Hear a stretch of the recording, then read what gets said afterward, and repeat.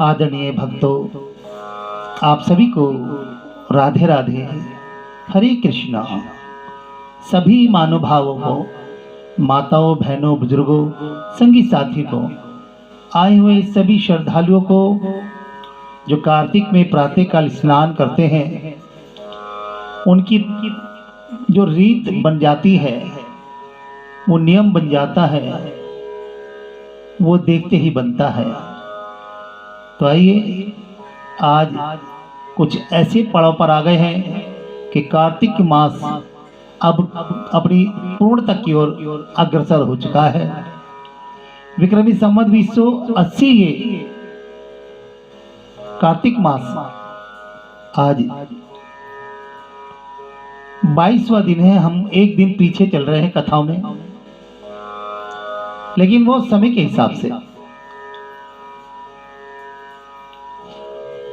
ओम समगम मेघदंते कबलम गतिकरणाहि नमामि, लंबोदराहे विकटविनायक धूम्रकेतु गुणमाल चंद्राय नमामि, हे गजनंधारी नमामि, गणाधिपते गंगणेशाहि नमामि नमः। परमानंदम परमेशम भक्त वत्सल भगवान की जय, जुगल जोड़ी सरकार की जय, शंकर महादेव की जय। मंगलम भगवान विष्णु, मंगलम गरुड़ध्वजा, मंगलम पुंडरीकाक्षाय, मंगलम तनोहरे। हरि बोल, हरि बोल, हरि हरि बोल। गुरुर्ब्रह्मा गुरुर्विष्णु गुरुर्देव महेश्वराय, गुरुर् साक्षात् परब्रह्म तस्मै श्री गुरुवे नमः, तस्मै श्री गुरुवे नमः। बालजति श्री सद्गुरु श्री विश्व स्वरूप श्री चंद्र चरण कमल वंदन गुरु दीजिए परमानंद। जगत गुरु श्री चंद्र भगवान की जय। एकम वाल्मीकम वेद व्यासम नमामि नमः, श्री श्री वेकम वाल्मीकाय वेद व्यासम नमाम्यहम्। सूचिक्रमं सुखदेवकुमार मुनि मुनि विशिष्ट सनत कुमार जी को नमन है, श्री सच्चिदानंद स्वरूप भगवान को नमन है। आदरणीय भक्तों, कार्तिक मास पल पल में खुशियां देने वाला, दुखों को दूर करने वाला और संकटों को हरने वाला। पूरे महीने प्रातः काल से लेकर संध्या काल तक और शाइन तक बस एक ही नाम याद रहता है, हरे कृष्णा हरे कृष्णा हरे कृष्णा राधे राधे। ये नाम पावन, ये नाम मधुर, ये नाम मीठा है, ये नाम सुशील है, सुविधा है और मनोरथों को आभास कराने वाला ये नाम है। ये जो तुम्हारी मनोरथें हैं, जो मनोकामना है, वो उनको नियंत्रण में भी कर लेता है और वो आहिस्ता आहिस्ता संपूर्ण होने लगता है।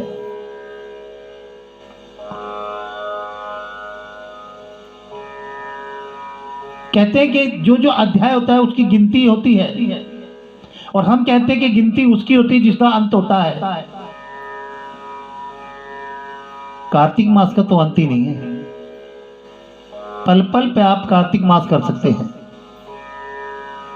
वो माना कि कैलेंडर के हिसाब से महीना आता है, लेकिन भक्त के लिए हर दिन हर प्रातःकाल कार्तिक हो सकती है। वास्तविकता को दर्शाते हैं तो कुछ चीजों को नियम अनुसार बनाया गया है और उन्हीं नियम अनुसार हम चलते हैं। हम क्या चलते हैं, पूरा संसार चलता है और जो नियम पर चलता है वही सफलता की मंजिल को पा लेता है। और सफलता पाने के लिए नियम संयम का होना बड़ा जरूरी है, और जिसके पास संयम है वही आगे बढ़ के तरक्कियां पाता है। इस अध्याय की जब लिखने लगा हूं बात, इस अध्याय की जब लिखने लगा हूं बात, श्री प्रभु प्रेरणा प्राप्त कर कलम आ गई मेरे हाथ। राजा पृथु ने कहा कि हे नारद जी,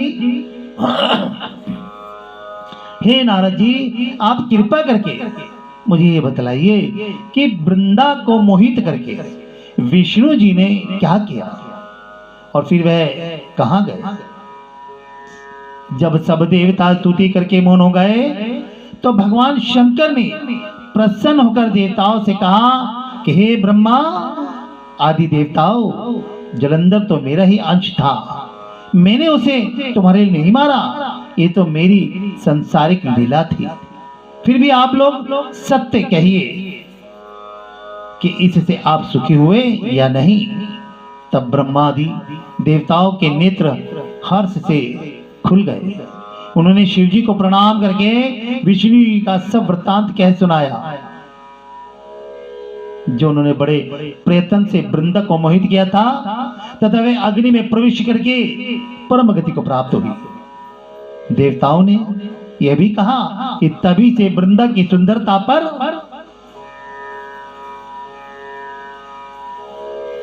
मोहित हुए विष्णु उनकी चिता की राख को लपेटे हुए इधर उधर घूमते रहे।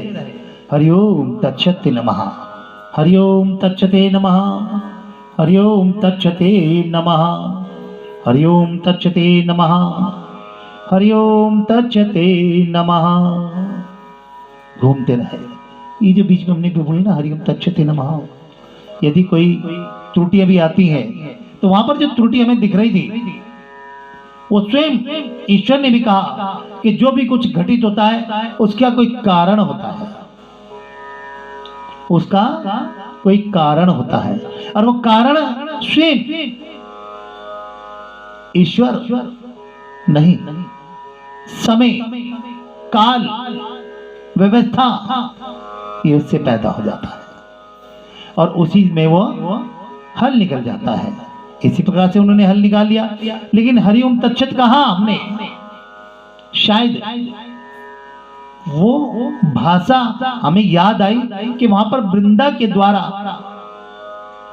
जो रचना रची गई है उसमें कहीं त्रुटि है, वो ईश्वर की बनाई हुई त्रुटि है। लेकिन हमारे सामने आई, आगे ऐसा ना हो किसी के साथ। किसी हरिओम तच्छत नमः। बोली राधे राधे राधे राधे। जब वो मोहित हो गए, वे अग्नि में प्रवेश करके परमगति को प्राप्त हुई।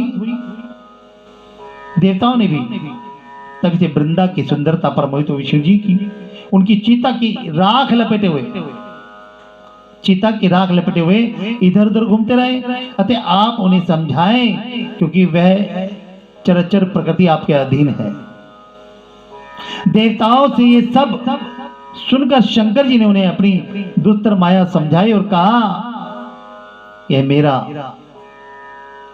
सारी लीला जो है, ये सारा जगत उसी के अधीन है। उसी से मोहित विष्णु भी काम के वश हो गए।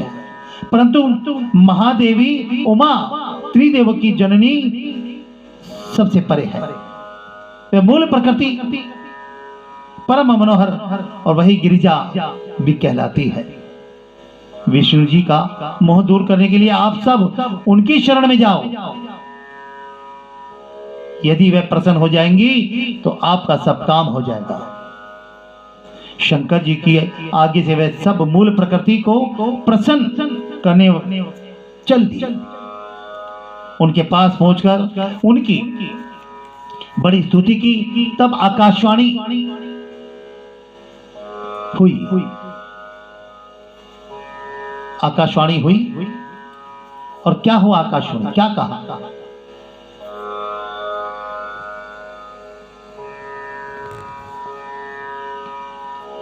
हे देवताओं, मैं तीन प्रकार से तीनों गुणों से पृथक होकर स्थित होती हूं। सतगुण से गौरी और रजगुण से ज्योति तथा आप लोग मेरी आगे से यदि सादर उन देवियों के पास जाओ तो वे तुम्हारे मनोरथों को पूरा कर देंगे।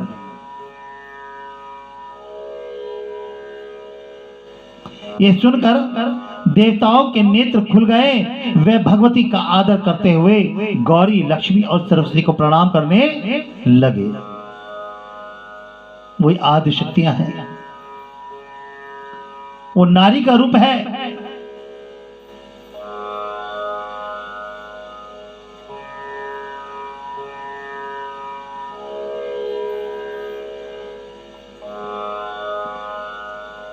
जब उनके नेत्र खुल गए, भगवती का आदर करते हुए गौरी, लक्ष्मी और सरस्वती का प्रणाम करने लगे और सब देवताओं की भक्ति पूर्वक प्रार्थना से वे सब देवियां प्रकट हो गए। सभी देवताओं ने खुश होकर निवेदन किया। तब देवियों ने कुछ बीज देकर कहा, इन्हें ले जाकर विष्णु को दे दो, तुम्हारे सब काम सिद्ध हो जाएंगे। ब्रह्मा आदि देवता उन बीजों को लेकर विष्णु जी के पास गए। उन्होंने बीजों को वृंदा की चित्ता की भूमि में डाल दिया। अब देखिए क्या विशेष बात आई, बड़ी समझने वाली बात है। एक बारी बोलिए राधे राधे। आज सभी मिलके बोलिए राधे राधे। हाथ उठा के बोलिए सभी राधे राधे।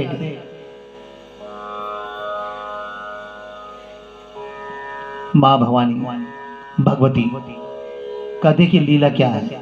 वो बीज दिए और उनको कहा कि वृंदा की चिता की भूमि में डाल दो, जिससे धात्री, मालती और तुलसी प्रकट हुई। बोलो तुलसी मैया की जय। और वो तुलसी जो वृंदा है वो ही वृंदावन है, वृंदा ही वृंदावन है। जब ही तो प्रभु विष्णु कृष्ण रूप में वहां पर लीलाओं में लिप्त रहते हैं और अपनी लीलाओं से ही इस संसार को तार देते हैं। आज उसका ये मान है, वो नारी का सम्मान है जो वृंदावन के नाम से आज पावन तीर्थ बना हुआ है।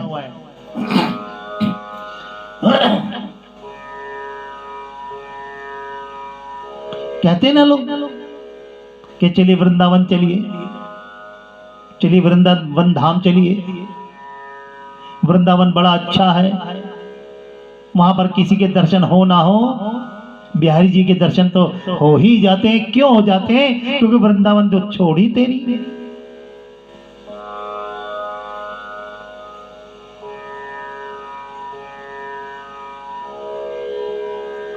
और किसी ने कहा भी हैगा अपनी कविताओं में, अपने भजनों में,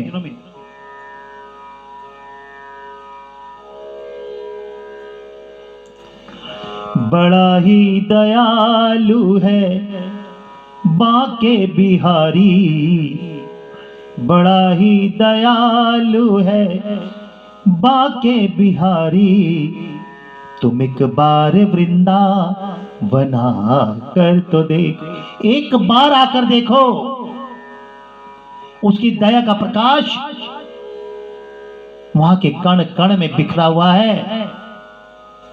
वो वृंदा का ही प्रभाव है जो बांके बिहारी सबकी सुन लेता है।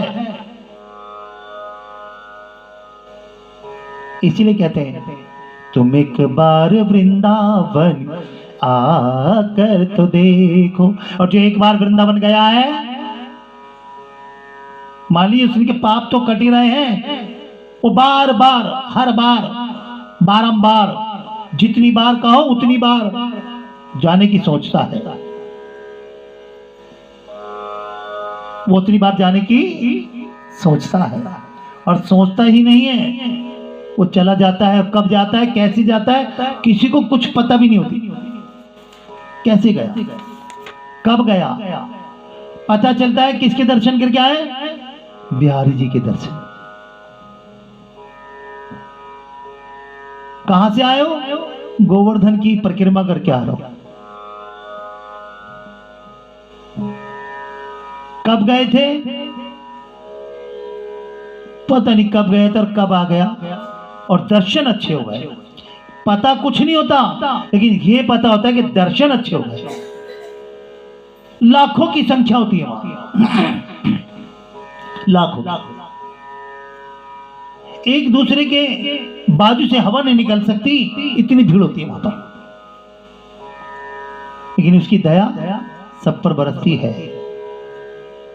उसकी दया सब पर बरसती है। वो सबको एक नजर से देखता है। सभी देवताओं ने उन तीनों को, धात्री, मालती, तुलसी, विष्णु जी ने जो ही उन स्त्री रूप वाली वनस्पतियों को देखा तो वे उठ बैठे, काम सक्त चित्त से मोहित हो उनसे याचना करने लगे। धात्री व तुलसी ने उनसे प्रीति की तो विष्णु सारा दुख भूलकर देवताओं से नमस्कृत हो अपने लोक को चले गए। वह पूर्वता सुखी हो शंकर जी का स्मरण करने लगे। यह आख्यान शिव जी की भक्ति को देने वाला है। जो भी ये आख्यान अध्याय सुन लेता है, मान लो परम परम भक्त वो शंकर के चरणों का दास बन जाता है। ऐसा ही आख्यान है, और भगवान विष्णु की अनुकंपा उस पर शुरू हो जाती है। इसलिए यहां पर जो अब पूरा स्पष्ट हो गया कि जलंधर शिव का अंश और वृंदा मरण शरीर त्यागने के बाद जो उनकी रज थी वो तेज था, वो गोरा के पास। और वो शरीर था जो भस्मीभूत हुआ था, उसकी राख लपेटे हुए भगवान विष्णु इधर उधर घूम रहे थे। तब मां गौरा के द्वारा कुछ बीजों को उसकी रज में, चिता की राख में डाला गया। तो ये मालती, धात्री और तुलसी ये प्रकट हो गई। और तब से लेकर आज तक तुलसी हर घर की औषधि भी है, रक्षक भी है, प्रेरणा भी है, और संतान मान लो तो संतान भी है। और कहते कि जिसके घर कन्या नहीं होती उसके घर पे एक ऋण बन जाता है कन्यादान का। और जो देवउठानी पर तुलसी विवाह भगवान विष्णु के नारायण जी के साथ कर देता है, उस पर ये कन्यादान का जो ऋण होता है वो उतर जाता है। वो घर बड़ा ही सौभाग्यशाली होता है जिस घर में एक कन्या होती है, लड़की होती है। और वो बाप बड़ा ही सौभाग्यशाली होता है कि जिसके घर में कन्या होती है। वही रीत, वही चलन तुलसी विवाह से प्रेरित करता है। आने वाली तुलसी विवाह में हम आपको इसकी बहुत सारी जानकारियां अपनी कथाओं के माध्यम से देंगे, और बिहारी जी से प्रार्थना करेंगे कि जहां भी तुलसी हो प्रभु आपका वास वहां पर होना चाहिए। चाहे लोग कोई भी हो, लेकिन तुलसी वहां पर है। लोगों का बात नहीं है, सबसे बड़ी बात है तुलसी, ये विशेष बात है। तो बोलिए राधे राधे। इन्हीं सी शब्दों के साथ अपनी वाणी को विराम कराते हैं। अगर कोई त्रुटि हो गई हो तो उसके लिए क्षमा चाहते हैं। बोलिए एक बारी प्रेम से बोलिए राधे राधे राधे राधे। हरे कृष्णा हरे कृष्णा हरे कृष्णा। सद्गुरुदेव भगवान की जय। हरिहर महाराज की जय।